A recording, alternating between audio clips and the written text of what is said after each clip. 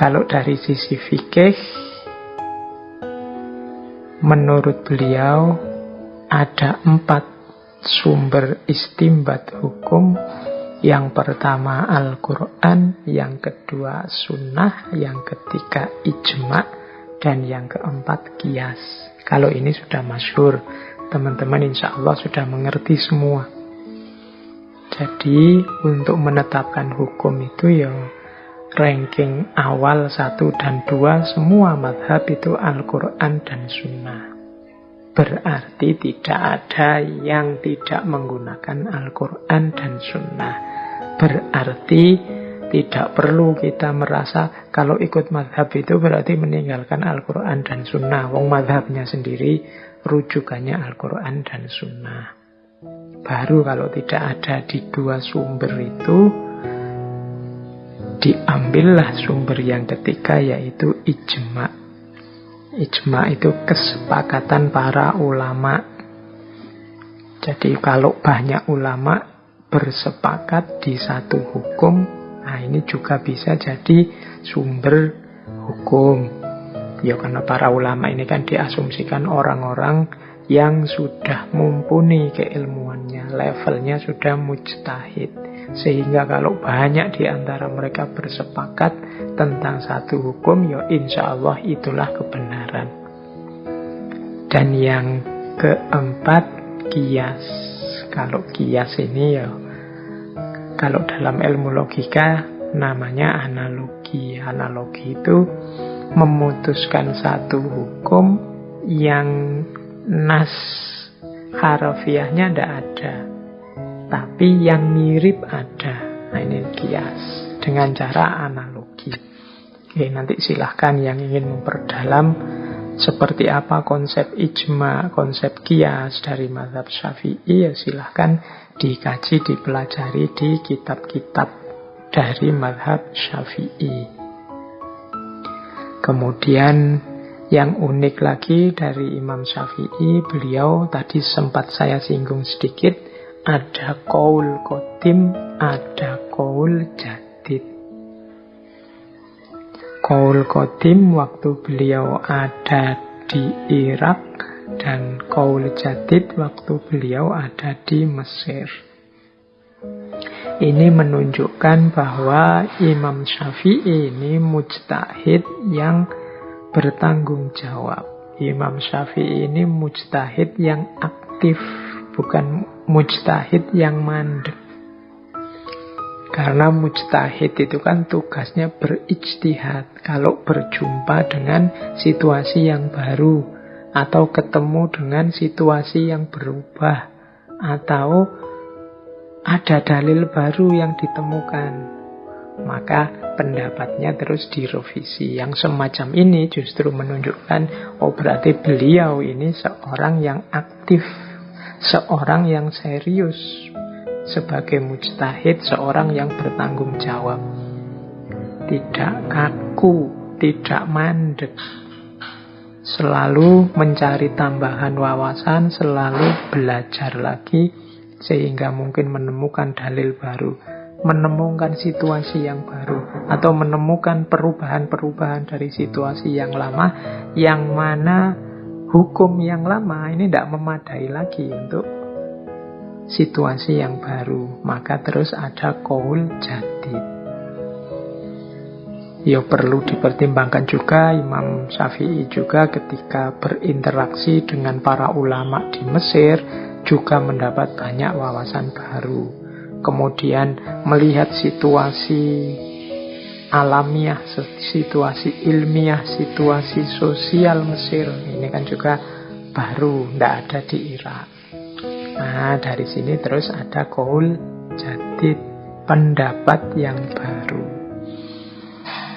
Maka teman-teman yang belajar tentang pandangan-pandangannya Imam Syafi'i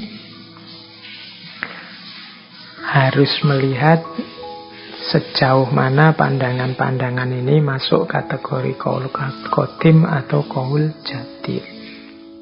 Oke.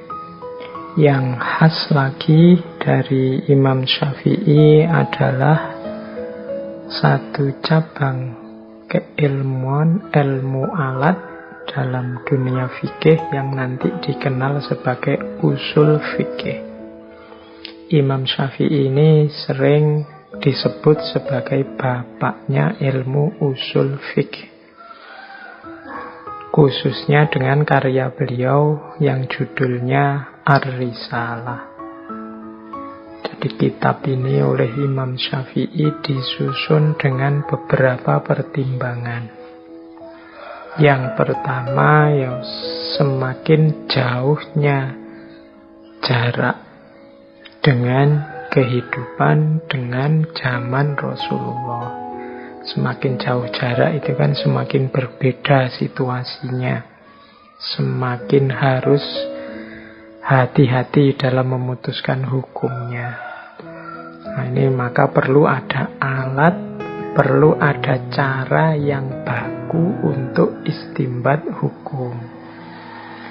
Yang kedua juga, Islam semakin tersebar kemana-mana, akhirnya berinteraksi dengan banyak bangsa-bangsa yang lain, muncul banyak peristiwa kejadian baru, bahkan banyak istilah-istilah baru yang masuk dalam kosakata bahasa Arab.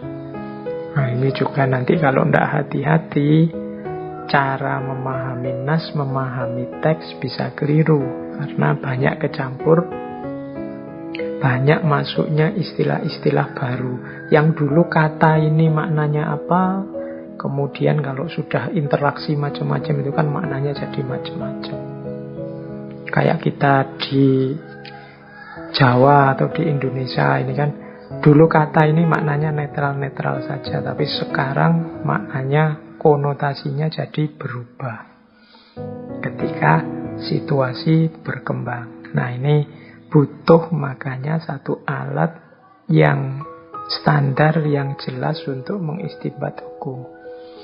Kemudian juga yang paling terkenal ya lahirnya kitab Ar-Risalah ini dalam rangka menjembatani mazhab Ahlur Ra'yi di Irak dan mazhab Ahlul Hadis di Madinah. Dua mazhab ini sering berselisih dalam pandangan. Nah, ini kitab yang kita kenal nanti dengan judul Ar-Risalah. Sekarang kita mulai masuk ke ranah hikmah. Bagaimana kebijaksanaan yang bisa kita ambil, hikmah-hikmah yang bisa kita ambil dari nasihat-nasihat, wasiat-wasiat, karya-karya Imam Syafi'i. Kita awali pertama-tama dari satu jargon yang paling terkenal dari Imam Syafi'i, yaitu jika suatu hadis itu sahih, maka ia adalah madhabku. Ini terkenal sekali dawuhnya Imam Syafi'i. Jadi ini menunjukkan ketawaduan beliau, menunjukkan kesadaran beliau bahwa aku ini manusia biasa, sama seperti para ulama mazhab yang lain. Suatu ketika ada cerita, di situ juga saya cantumkan dari Imam Al-Humaidi. Jadi satu ketika beliau ini duduk jejer bareng Imam Syafi'i. Terus ada orang datang bertanya tentang satu masalah. Terus Imam Syafi'i menjawab, oh masalahmu itu sesuai dengan hadisnya Rasulullah, ya jawabannya begini dan begini. Hadisnya ini Rasulullah menetapkan begini. Nah, terus orang ini kelihatannya kayak tidak puas. Terus bertanya lagi, ya itu kan Rasulullah, kalau pendapatmu sendiri bagaimana? Wah, ini berubah sudah wajahnya Imam Syafi'i. Kemudian beliau berkata, subhanallah, apakah engkau melihatku di gereja? Apakah engkau melihatku di biara? Aku katakan kepadamu, Rasulullah telah menetapkan sementara engkau bertanya, bagaimana pendapat? Nah, ini Imam Syafi'i memarahi orang itu. Ya, maksudnya apa engkau melihatku di gereja itu kan? Mbok anggap aku itu orang Nasrani, mbok anggap itu aku ini non-muslim, aku ini Islam. Dasarnya adalah Al-Quran dan Sunnah. Sudah aku bilang Rasulullah menetapkan begini. Mengapa engkau masih tanya lagi pendapatku? Nah, kan Imam Syafi'i sudah menyatakan tadi, jika suatu hadis itu sahih, maka ia mazhabku. Berarti itulah pendapatku. Ini yang saya bilang, inilah ekspresi dari ketawaduan kesadaran seorang Imam Syafi'i. Beliau sadar bahwa dirinya hanya manusia biasa, dirinya punya kekurangan-kekurangan, dan sebagai seorang muslim, komitmen utamanya adalah Al-Quran dan Sunnah. Cuma sebagai catatan, Imam Syafi'i ini mujtahid, mustaqil, mutlak. Tidak sama dengan kita. Kalau Imam Syafi'i mengkaji hadis, ya beliau bisa beristimbat dari situ. Mengkaji ayat Al-Quran bisa beristimbat dari situ. Nah, kalau kita, apalagi teman-teman yang ngaji ini, ya saya tidak jamin.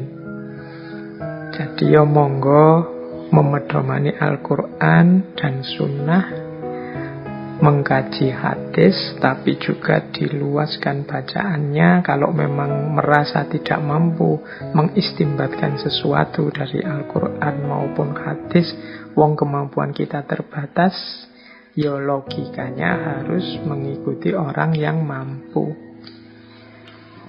Karena memahami Al-Quran dan hadis itu kan tidak sesederhana ngerti artinya, tapi juga banyak kategori-kategori, rumus-rumus yang harus dipahami. Makanya Imam Syafi'i menulis Ar-Risalah.